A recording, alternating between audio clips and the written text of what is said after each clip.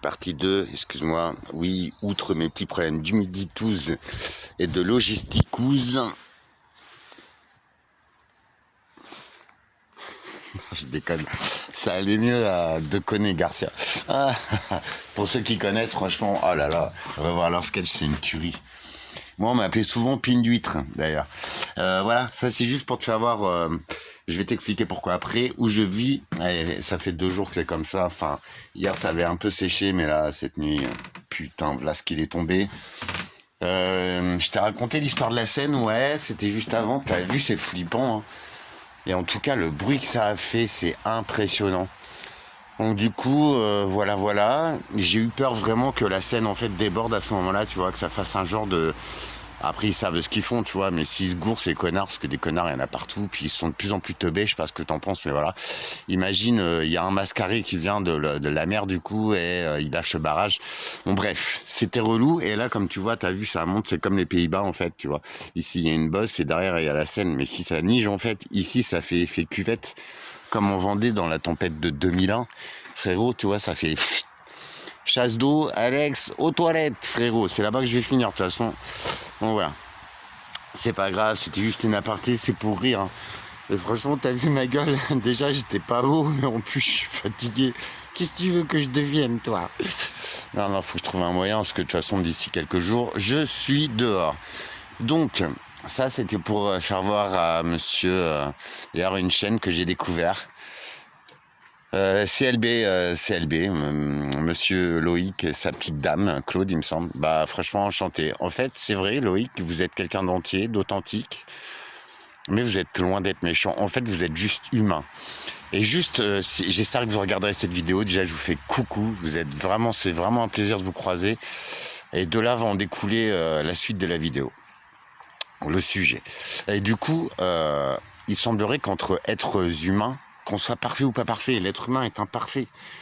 Mais en tout cas, vous êtes quelqu'un de cœur. Et quand je vous ai regardé ce matin dans votre direct, parce que je regarde souvent, mais du coup, j'interagis très peu. Et en fait, vous parliez de La Réunion. La Réunion, c'est une terre que j'adore, hein, Tahiti, tout ça, c'est des terres ancestrales, vous voyez, quand un petit peu la terre des Indiens d'Amérique, tout ça, c'est des terres sacrées, les gars. En Amérique, j'ai partagé une vidéo aux USA. On a trouvé des pyramides, les gars, dans le désert du Colorado, je sais pas où, Nevada ou Colorado. Comme par hasard, c'est interdit au public, tu m'expliques. Et c'est documenté, je vous ai mis même les photos. C'est merveilleux. Comment ça se fait? Alors, tu m'expliques comment il y a 10 000 ans, les Égyptiens, ils ont été construire une pyramide aux USA. Miracle. Et tu m'expliques pourquoi aujourd'hui c'est interdit d'aller le visiter, mais enfin franchement vous vous posez pas des questions, sachant que avant ils savaient travailler l'or, tout ça, t'as vu, ils avaient de fabuleuses quantités d'or, des objets, mais ouah, taillés en grossier comme ça, j'adore, c'est le pré-inca, tout ça, putain, les mecs c'était balèze quoi, des pierres précieuses et tout, et sachant que bien sûr le trésor il a disparu. Ah.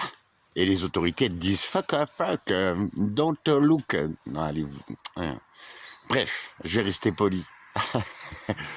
Donc du coup, c'est juste pour te dire pourquoi on t'interdit ça, pourquoi on t'explique pas ce qui s'est passé. Pour ma part, j'ai pas de théorie, seulement je sais que les Vikings, ils ont débarqué juste là.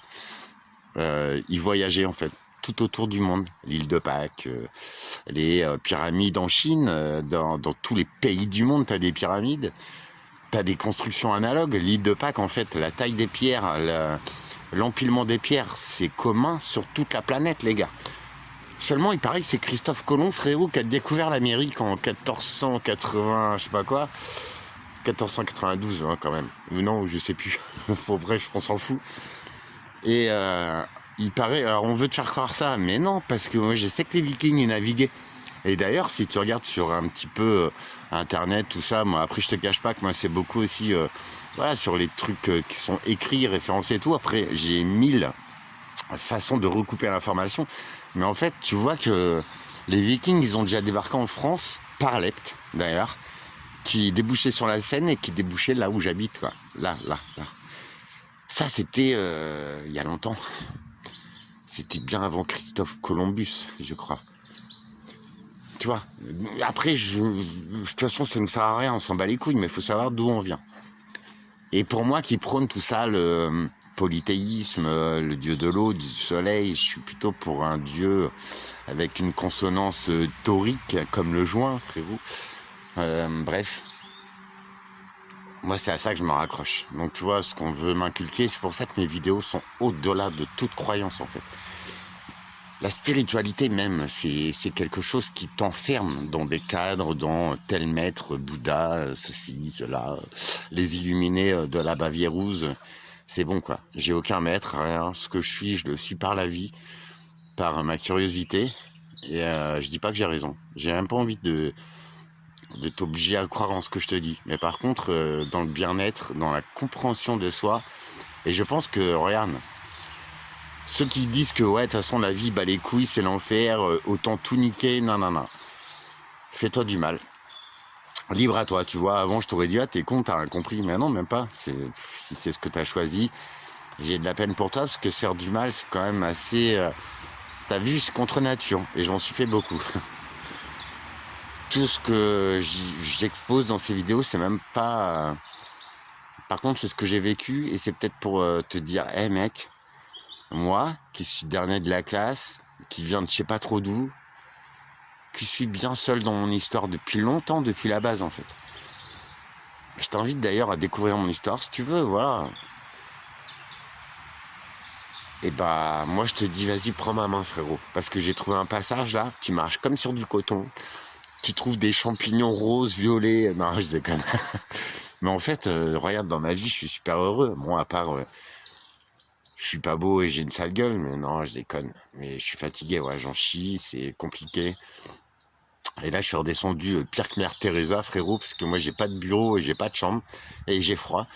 Et en plus, mon bateau il coule, tu vois. Mais je pense que pour cette nouvelle humanité ou pour ce qu'on ressent, et je croise beaucoup d'êtres humains en ce moment, mais des vrais. Alors parfois, ils vont, c'est vrai, ça me pique, je comprends pas, et je suis con parce que je réagis. Mais au final, quand je vais un tout petit peu gratter, ah putain, ce que je découvre, c'est de l'or en barre, c'est de l'humanité. Et moi qui prône ça, même si on n'aime pas sa gueule, tu vois, le respect, la noblesse, tout ça, vous avez oublié l'honneur. Et Dieu sait que moi, mon honneur, j'ai déjà consommé, je me le suis mis, mais je reste un homme d'honneur, un homme de respect, qui respecte la vie, la nature, et qui se respecte désormais, tu vois. Et je pense que ça, c'est un homme, avec un grand H. C'est le début d'une nouvelle histoire. C'est pas, ouais, moi, j'y suis arrivé, nan, t'as vu. Non, même pas, je suis au tout début d'un nouveau livre, en fait. Et c'est ça qui est passionnant, tu vois. On n'a pas qu'une vie. J'en ai vécu quelques-unes, 3, 4, 5. Je crois que c'est la dernière, en fait. Parce que, voilà, j'explique ça dans les autres vidéos. Mais alors, c'est une dernière en conscience. Tu comprends ce mot? Voilà, je pense que la conscience s'éveille par les énergies, par je sais pas ce qui se passe. J'ai quelques idées, quelques pistes, mais ça après ce ne sont que des théories, j'ai même pas envie de te les infliger. Par contre, ma lecture, tu sais les humains, ils sont tous, franchement c'est pour ça, moi depuis longtemps je dis vas-y les gars, faut s'unir dans la paix, dans l'amour, en petits groupes, recréer des économies, recréer une vraie nourriture, recréer une vraie bienveillance envers sa communauté. Créons des petites communautés comme en Amazonie, dans la forêt. C'est bon, des éco-villages, tout ça. Je pense que c'est peut-être pas la solution, mais dans le monde actuel, c'est pas impossible. Et c'est peut-être un des seuls leviers enfin, une des seules options qu'on a, en fait. Putain, je suis vert. De pouvoir faire quelque chose sans faire la guerre, sans se révolter. Hein. De toute façon, le système, franchement, on pourrait le faire plier. Hein. C'est des gros bâtards. Mais c'est pas comme ça qu'on arrive à vivre, tu vois. Après, quand même, on se fait quand même sacrément lyncher, sacrément raqueter. Résultat, on est tous malheureux, les gars. On est tous malheureux. Enfin, sauf moi. Enfin, ça dépend des jours. Et c'est très dur de se retrouver. Et c'est pour ça, Mademoiselle B, c'est pour vous ce message. Ne vous retirez pas de cette société. Surtout pas. Unissez-vous peut-être avec des gens... Parce que vous êtes à un sacré level quand même d'humanité, vous. Malheureusement, on est sur une dimension où on a besoin de l'autre pour confirmer, juste pour confirmer, tu vois, ou pour nous faire remarquer que c'est pas que l'autre il est mieux que toi, attention, on est tous égaux, on a chacun notre savoir-faire, nos capacités, mais justement c'est en unissant plusieurs savoir-faire, plusieurs capacités, plusieurs êtres humains, bordel, bah, qu'on étend le champ d'expansion, le champ de solution, quoi.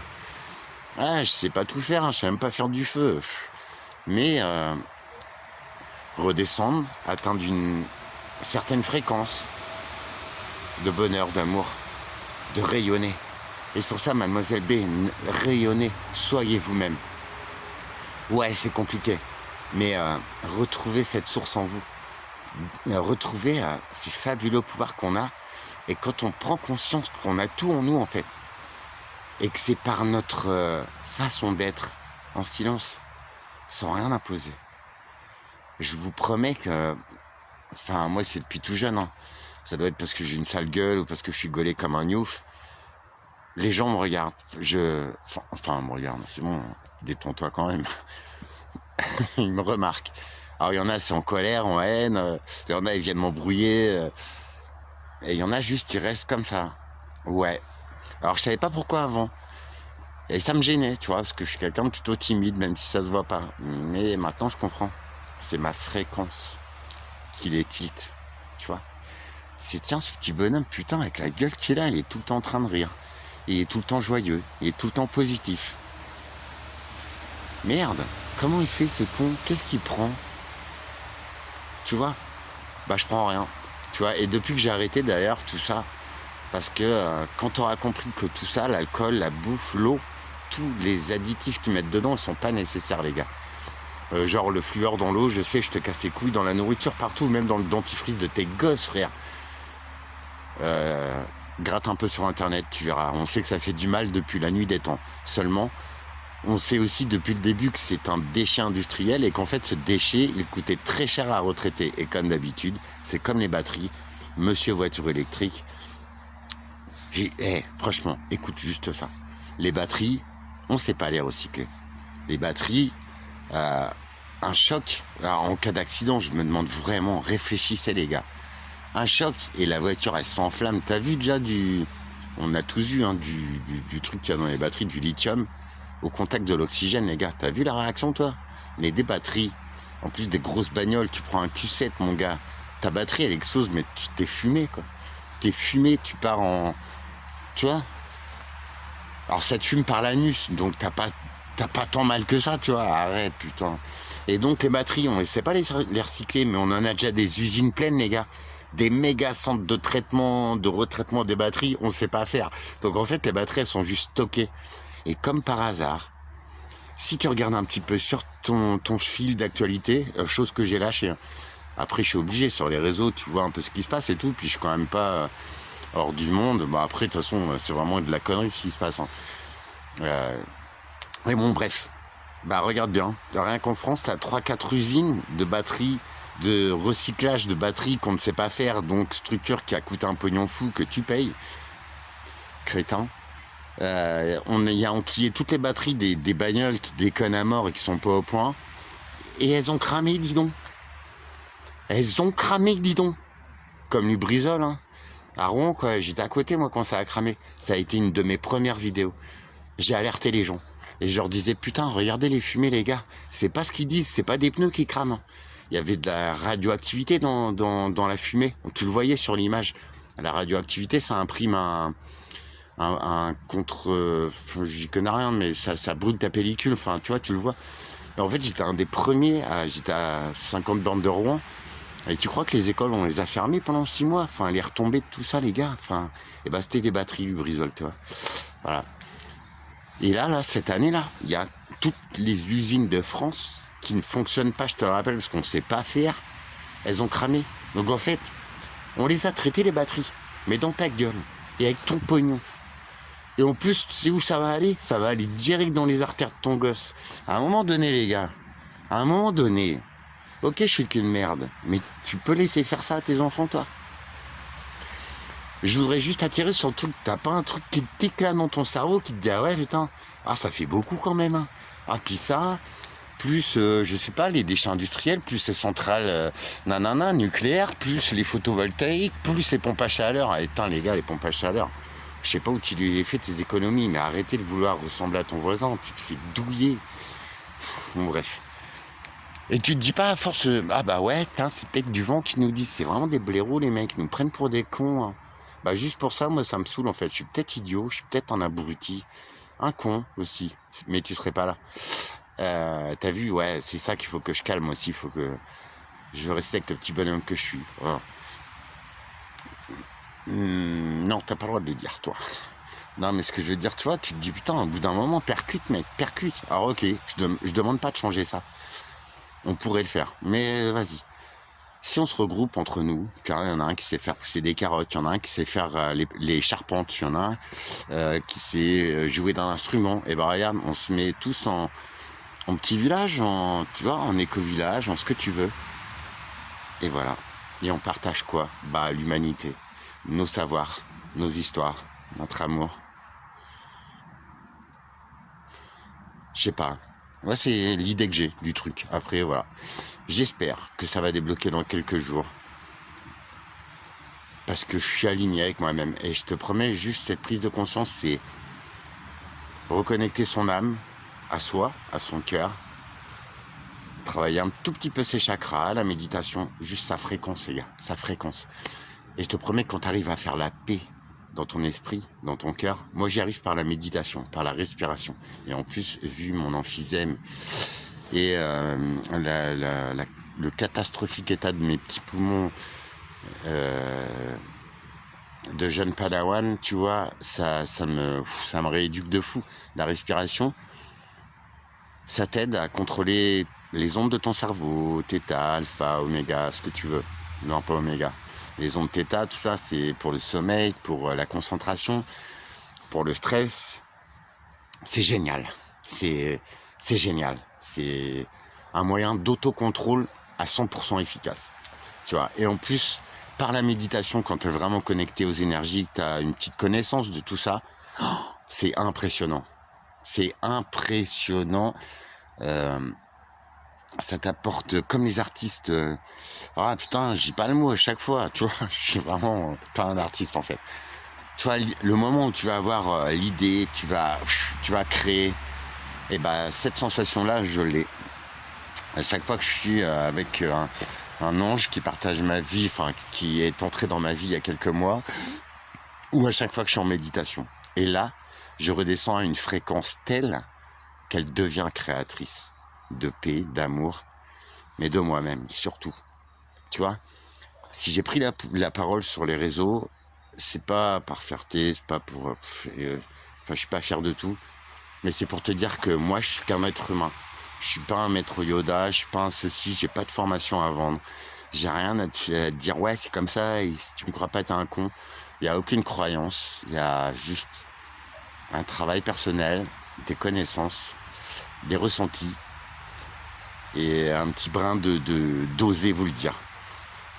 Peut-être que l'humanité est en train de se reformater, on a assez vu de merde, qu'on est descendu au plus bas, et ça fait longtemps que je le dis. Je te demande d'ouvrir ton cœur, de la relier à ton âme. Et si t'es un humain, un vrai, un bon, comme il y en a beaucoup, hein, mais on s'ignore en fait, tu vois. Et c'est là que je te dis, rejoins-moi, viens me voir. Alors mademoiselle B, si je vous tends ma main, prenez-la, s'il vous plaît. Mais surtout, ne vous retirez pas. Monsieur Alexandre, c'est pareil. Ne vous retirez pas. Soyez là, en paix, un petit peu foufou, un petit peu dites les choses. Toi, Alexandre, tu sais bien les dire. Restez comme ça. Mais restez sans méchanceté, en paix, en amour, en vérité, en authenticité. Le monde a besoin d'entendre ce qu'il est devenu. On n'est rien, nous. T'as vu? Et bien souvent, on est malade, on est isolé. On est vraiment comme rejeté, tu vois. Automatiquement ou pas. Moi je dis que c'est consciemment, les systèmes le savent, mais bon bref, ça c'est mon histoire. J'essaie de le transparaître en vidéo, je te parlerai aussi de ma situation, appartement, tout ça. Bref. Bah regarde, je suis dehors, tu vois, pour quelqu'un reconnu vulnérable et tout, franchement ça craint pour la France, hein, les gars, franchement ça craint. Moi, quand je vois des connards qui viennent d'Égypte ou je sais pas d'où, ils ont 18 ans, ils savent que se gonfler la bite, franchement, bah, va travailler, connard, ce sera un corps musclé comme le mien, quoique j'ai un peu perdu, et en fait, je sais pas, fais quelque chose dans ta vie. Enfin, je sais pas. Donc ces gens-là, je les vois pas dehors, je suis désolé. Et ceux qui sont pas d'accord avec ça, franchement, c'est pas grave. Va mettre ton nez dehors. Va essayer de sortir de ton petit confort et tu verras si tu tiens 2 jours. Et si au bout de 2 jours, tu as envie de prendre ton téléphone et de dire, ah les gars, je crois que j'ai une clé pour que tu te sentes bien dans ta peau et que tu comprennes un petit peu peut-être pourquoi tu es là. Tu viendras me voir, ok? Puis j'ai mal au poumon et je suis à la fin de ma vie. Mais bon, c'est que comme ça qu'on peut repartir et accéder peut-être à ces nouvelles fréquences d'humanité. Je sais, je te fais chier avec mes fréquences, mais là est la base. Et déjà, monsieur Nikola Tesla, il t'en parlait il y a 100 ans. Et je te jure, ce mec, il avait trouvé des secrets, mon pote. Genre de l'effet de l'électromagnétisme sur le corps humain. C'est peut-être pour ça qu'il sortait pas ces trucs, tu vois. Parce que ça nous tue à petit feu. Tes dirigeants le savent, la bouffe te tue, l'eau. Pourquoi ils veulent faire ça? Parce que la vie est très simple. Et quand tu as compris ces clés-là, tu n'as plus besoin de ces systèmes.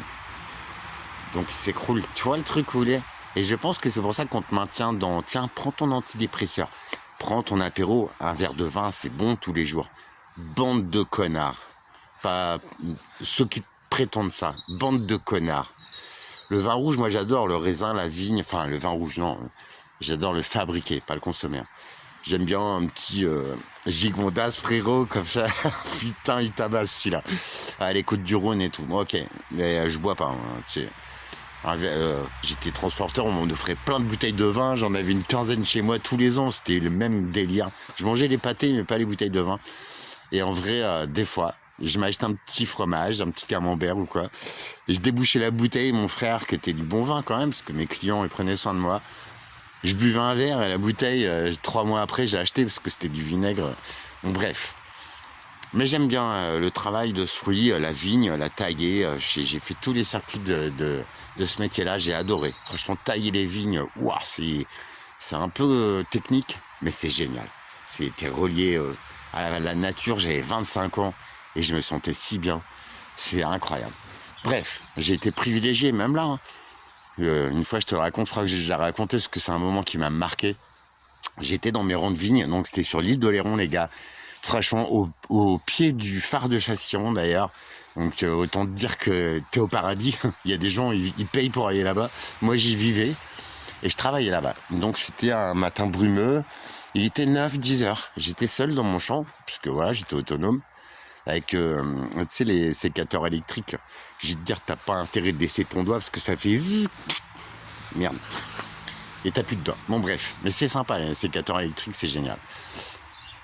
Et je taillais ma vigne comme ça, tout concentré, parce que c'est assez technique, tu vois. T'as la sève montante, sève descendante. Bon, bref, faut pas que tu te foires. Parce que en taillant, en fait, tu détermines ta récolte de. Enfin, comme c'est un peu comme tous les fruitiers et tout, mais m'en veux pas, je suis une quiche, d'accord. Je rigole, les gars. Donc je taille et tout, je suis concentré, puis à un moment je sens une présence, tu vois, il y avait genre du brouillard, il y avait quoi, allez, 30-40 mètres de visibilité, mais tu voyais pas la route, tu voyais juste à 30-40 mètres, donc tu voyais tes rangs de vigne. Donc à mon rang en ligne comme ça, je taille, tranquillou, tu vois, Alex, quoi. Je bosse, hein, mais voilà, je calcule pour faire bien, en fait. Et je sens une présence. Et là, je tourne la tête comme ça, et je vois un renard, à 20-25 mètres de moi, je sais pas, j'ai du mal à évaluer, mais il était dans mon champ de visibilité, donc à moins de 40 mètres, dans mon rang, dans ma direction. Avec le vent, tout ça, les animaux, c'est bon, ils m'avaient senti depuis 3 km déjà. Et là, je fais ça, tu sais, puis je fais ouah et tout, puis pas de téléphone, rien, tu vois, c'est bon, c'était dans une époque où il n'y avait pas de téléphone portable, c'était le début, tu vois. Et le premier, c'était un téléphone jaune, un Motorola, et j'étais chez Orange, ouais, tu sais, les Mobicartes, là, putain. On en a vécu des choses encore. Même. Bon, bref. Et là, je suis émerveillé, quoi, je suis là, pas de peur, hein. Mais je suis là, je fais, ouah, putain, génial et tout, pourvu qu'il se barre pas et tout. Ah, et puis j'ai dû me retourner comme ça, puis redonner un coup d'œil, il était parti, paisiblement, sans peur. sans affrontement. Tu vois que la nature, elle a tout compris, frérot. Et je suppose que, je sais pas, les petits étaient des partis, c'était début octobre ou tu vois, fin septembre. C'était un mâle, je pense. Enfin, je sais pas. Il était tout seul et il y a pas eu de haine, il n'y a rien. Une rencontre. Un putain de fabuleux moment. Je te jure, Et tous ces moments-là, ils me font dire que là, tu vois, je suis en pleine nature et tout. Bon, je galère.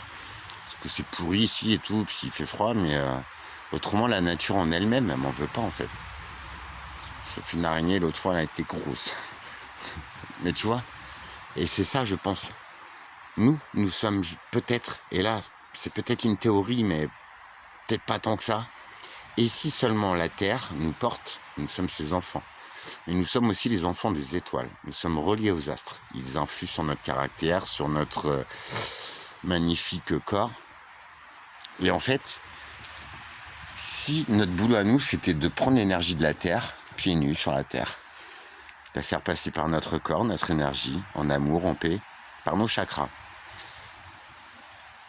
Et nous allons nous raccorder à ces étoiles, celles qu'on a choisies, aux constellations qui nous attirent.